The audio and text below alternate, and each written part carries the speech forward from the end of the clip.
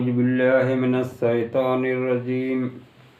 بسم الله الرحمن الرحيم. الحمد لله رب العالمين. أما بعد والصلاة والسلام. رب اشرح لي صدري يسر لي أمري واحلل عقدة من لساني يفقهوا قولي. اللهم رب زدني علما. اللهم صل على محمد وعلى آل محمد كما صليت على إبراهيم وعلى آل إبراهيم إنك حميد مجيد. اللهم بارك على محمد وعلى آل محمد كما باركت على إبراهيم إنك حميد مجيد. اللہ تبارک تعالیٰ کی لاکھ لاکھ شکر اور فضل و کرم ہے کہ انسان جب بھی کوئی کام کا شروعات کرے تو پہلے اللہ کی نام لیا جائے اور اللہ کی بڑائی بیان کیا جائے، اللہ کی تعریف اور توصیف کیا جائے جو پروردگار احکم الحاکمین ہے، تمام حاکموں کے حاکم، تمام جہانوں کے مالک اور تمام انسانوں شجر و حجر اور آخری دن کا بھی مالک، قیامت کا بھی مالک. اور اللہ تبارک تعالیٰ نے انسان کو ایسا مقام دیا اور عقل شعور عطا کیا. قرآن مجید کے اندر اللہ تبارک تعالیٰ فرماتا ہے کہ بہت کم ایسے انسان ہیں جس کو عقل سلیم عطا کیا اور عقل شعور دیے ہیں. عقل مند وہ لوگ ہیں جو اللہ کی کتاب یعنی کتاب اللہ کو پڑھتے ہیں اور سمجھتے ہیں اور اس میں غور و فکر کرتے ہیں اور اللہ نے جو چیز کے بارے میں بتایا اس چیز پر غور کرتے ہیں. تو اللہ تبارک تعالیٰ کی لاکھ لاکھ احسان و کرم اور نماز اور قرآن سے فضل تلاش کرتے ہیں. اللہ تبارک تعالیٰ نے فرماتا ہے قرآن مجید کے اندر کہ تم اللہ کی کتاب سے اور نماز سے جو اللہ کی عبادت کی جاتی ہے اور اللہ تبارک تعالیٰ کو یاد کیا جاتا ہے اس سے فضل تلاش کرو تاکہ تمہارے مرتبہ اللہ کے نزدیک اور لوگوں کے نزدیک بڑھ جائے اور مرتبہ مل جائے. اس کے بعد اللہ تبارک تعالیٰ نے جو رسول اکرم صلی اللہ علیہ وسلم کو اس روئے زمین پر بھیجا اور اللہ تبارک تعالیٰ فرماتا ہے کہ ہم ایک ایسے رسول تم کو عنایت کیا ہے جس کا احسان انسانوں کے اوپر ہے اور بڑا ہی احسان ہے. ایسے رسول جس نے پوری دنیا میں ایسے دین کی روشن کیا اور وہ دین جس دین میں در جوق در انسان داخل ہوئے اور اللہ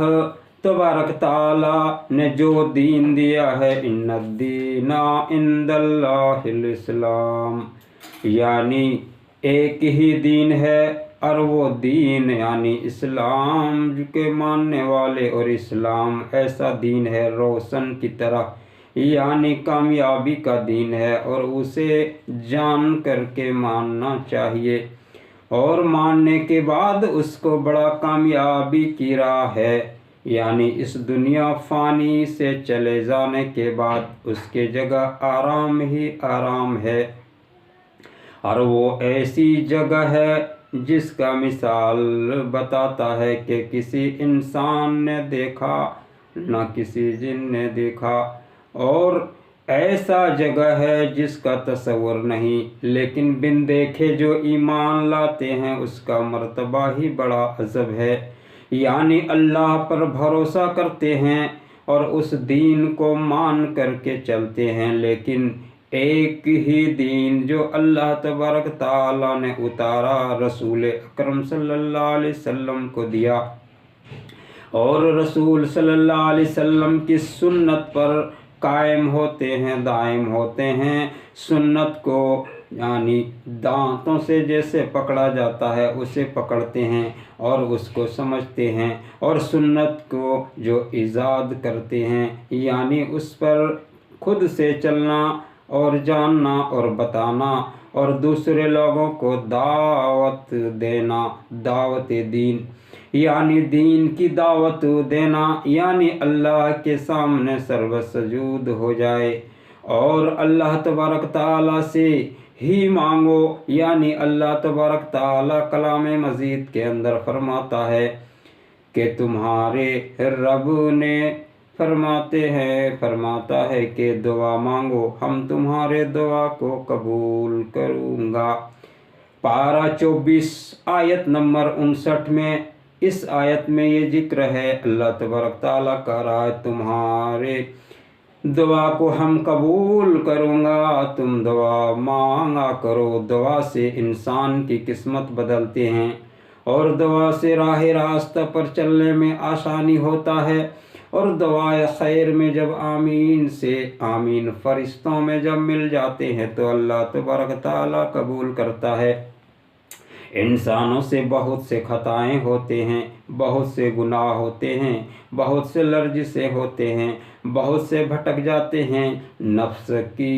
وجہ سے کچھ غلطیاں ہو جاتا ہے، اور بہت سے بات ایسے ہیں جو جانکاری نہ ہونے کے باوجود بھی خطا ہوتے ہیں، تو اللہ تبارک تعالیٰ فرماتا ہے کہ تم توبہ کرو، میں تمہارا توبہ قبول کروں گا، اور اللہ تبارک تعالیٰ بڑا خوش ہوتے ہیں اس انسان سے جس نے خطا کی، اور پھر اللہ تبارک تعالیٰ کے سامنے گڑ گڑاتے ہیں اور دعائے خیر کرتے ہیں اپنے لیے اور دوسروں کے لیے۔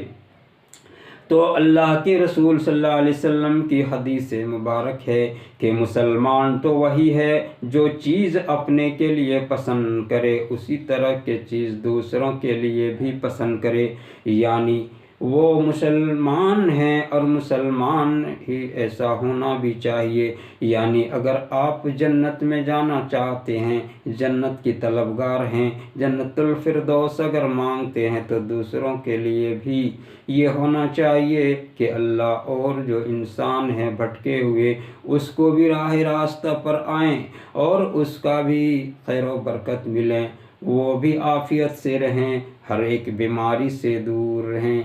اور تحفظ رہیں۔ اور آج دوا کی بڑی کمیاں ہیں، یہاں تک کہ حسد کی بیماری زیادہ ہے، بغض کی بیماری زیادہ ہے، بے دینی کی بیماری زیادہ ہے، اور ناواقفی کی بیماری زیادہ ہے،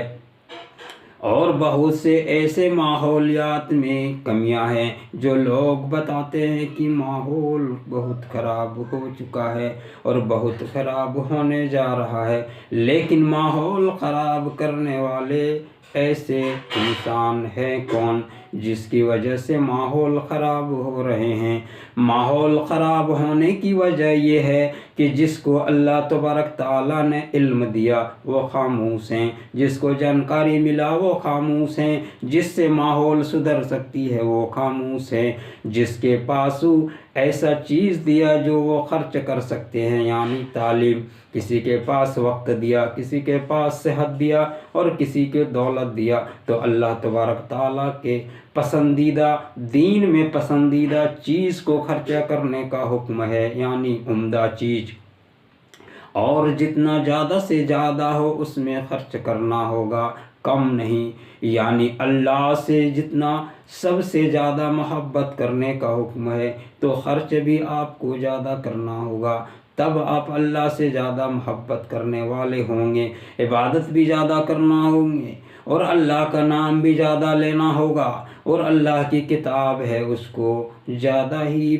تلاوت کرنا ہوگا، پڑھنا ہوگا، سمجھنا ہوگا، اور اس کتاب کے بارے میں زیادہ بتانا ہوگا تاکہ لوگ اس کو سمجھیں اور پھر اس کو مانیں اور پھر اسی پر چلیں اور اللہ تبارک تعالیٰ نے ایسی کتاب دیا ہے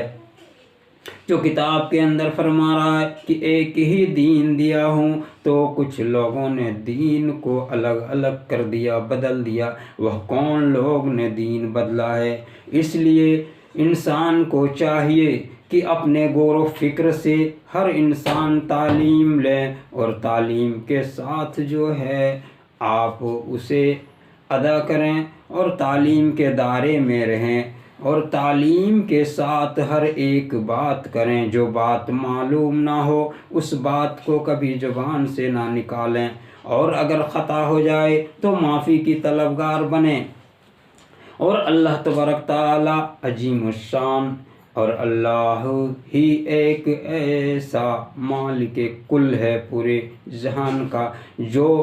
دیتا ہے انسان کو اور پھر لیتا ہے، یعنی موت اور حیات کا بھی مالک وہی ہے، اور بارش کا بھی مالک وہی ہے، اور زمین سے جتنے چیز اگاتے ہیں اس کا بھی مالک وہی ہے، اور درخت میں جو پھل آتا ہے اس کا بھی مالک وہی ہے۔ تو اللہ کے حکم اور احکام شریعت کو سمجھنا اور جاننا اور ماننا، اور اس کے اوپر چلنا چاہیے جہاں تک ہو۔ اور جو نہیں چل پاتے ہیں تو اللہ تبارک تعالیٰ سے دعا گو ہونا چاہیے کہ اے بار الہی ہم لوگوں کو صراط مستقیم پر چلنے والا بنا، اور صراط مستقیم پر چل کر کے اس دنیا فانی کے بعد وہ جگہ، جو جگہ اللہ تبارک تعالیٰ نے قسم قسم کے میوے، اور وہاں پر شہد کی نہریں، پانی کی نہریں، دودھ کی نہریں اور انگور کی رس کی نہریں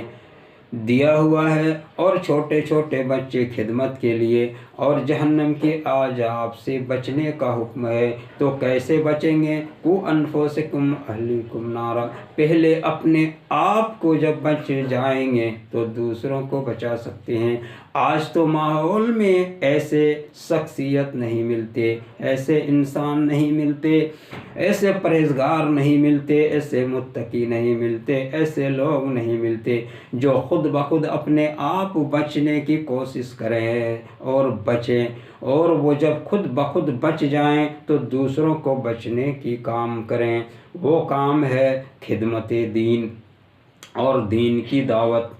اور دین کی طرف بتانے والا، اور صحیح بات بتانے والا، اس میں کوئی ملاوٹ نہیں ہونا چاہیے، یعنی خیر کی بات ہو اور شر سے بچنے کی بات ہو، گناہوں سے بچنا یہ بہت ہی اہم بات ہے اور اہم کردار ہے۔ تو جو انسان گناہوں سے بچ جاتے ہیں اللہ تبارک تعالیٰ اس کو نیکی کی طرف رغبت کرتے ہیں، اور انسان جب دعا اللہ تبارک تعالیٰ سے مانگتے ہیں تو اللہ تبارک تعالیٰ خوش ہوتا ہے، اور اس کو صراط مستقیم کی راہ پر چلنے کے لیے کامیابی کی راہ کھول دیتے ہیں،